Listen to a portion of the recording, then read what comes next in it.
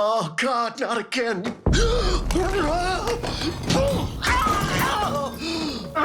what do you want from me? Nothing. Holding alone. Thought you might appreciate company. Can't I come out then? No. Deep breath. I was really thrilled to see what's been done with Watchmen, to translate that into the animation medium. Adapting Watchmen for a movie is very intimidating. Oh my God, there's so much here. How are we going to condense this down? How are we going to produce this? What can animation do differently that the other mediums can't, while still respecting the source material? No.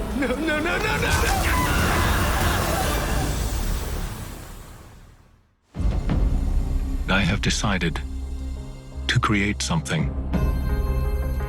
A world grows up around me. Am I shaping it, or do its predetermined contours guide my hand? I've always loved animation. It's got a great power to it. The things you don't have in comics, the movement, the sound, really come to the fore in animation. Dave Gibbons was essentially our North Star when it came to art direction. There was no way we were going to start these movies without getting Dave involved. We really wanted to crawl into his head. We wanted to get any information out of him that we could that would help us make the best adaptation possible. I have business with a better class of person. He has a very naturalistic filmmaking eye.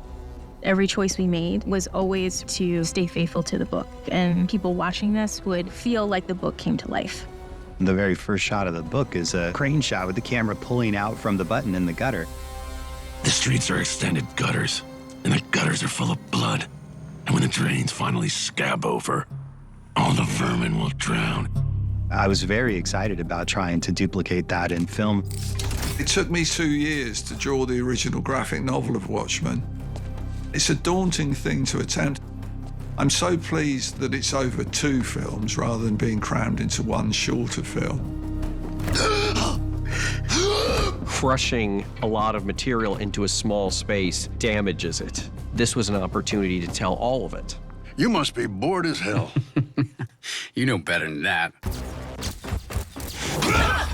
We were going to have to make some hard choices and try to distill all of that great work down to its most essential elements. I think all the important beats are in there, but because of how it lays out, there was no way to do it in the same order as the comic. It was a lot to take 12 issues and tell that over 2 features. Inevitably, when you adapt from one medium to another, you're going to have to change things. You're going to have to emphasize things in the narrative in a different way. You haven't been down here in a while.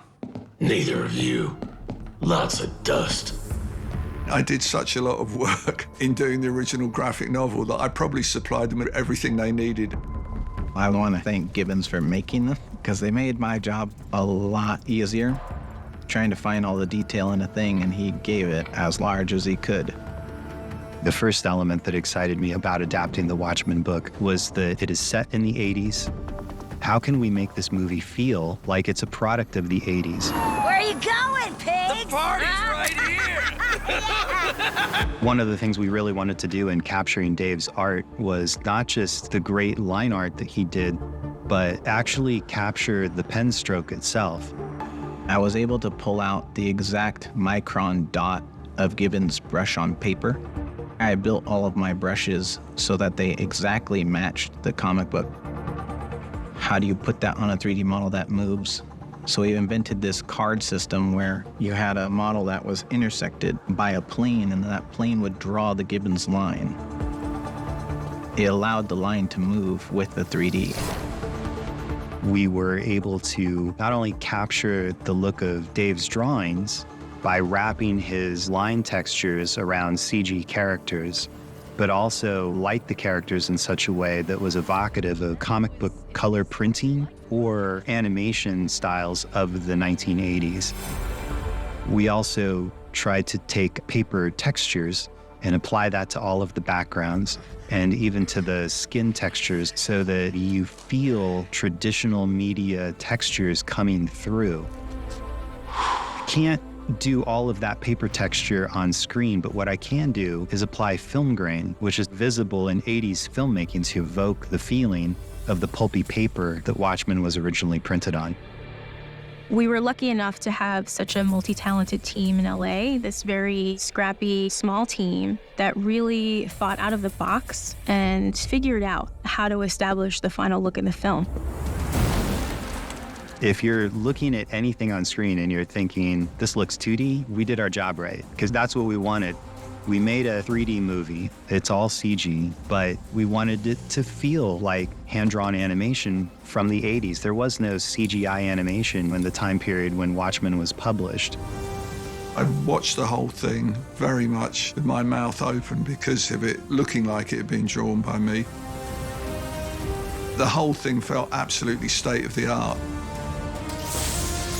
It's just like seeing my mental process come to life on the screen.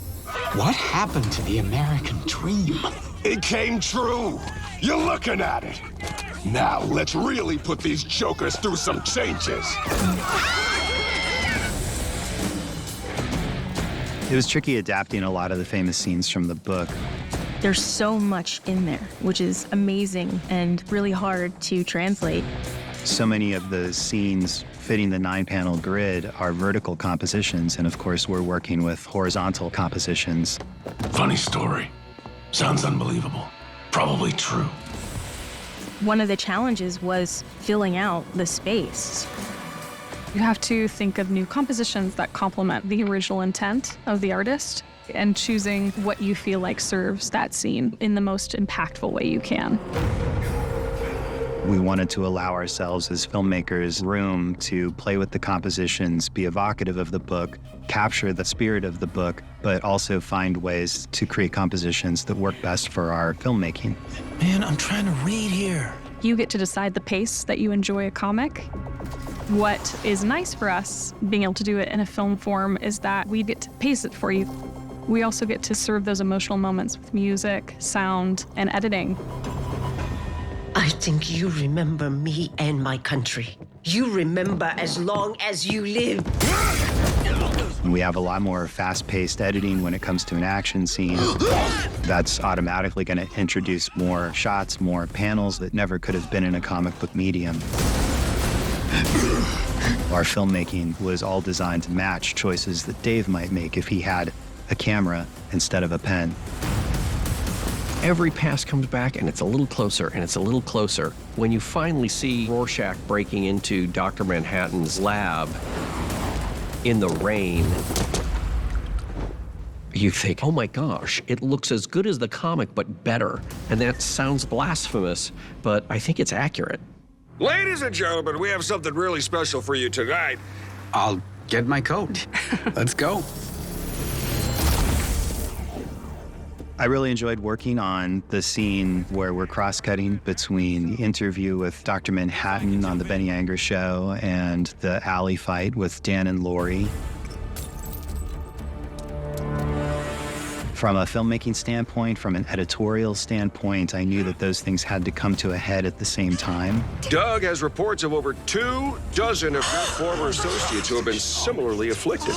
No. Do you have any response to these allegations? That's an example of where we're trying to respect the order of events as presented in the book, but then knit them together in a slightly different way editorially that is more satisfying for a movie. Leave me alone. Do you think you gave Miss Slater cancer by sleeping with her? I said... How does it feel knowing you may have doomed hundreds of people? Leave me alone!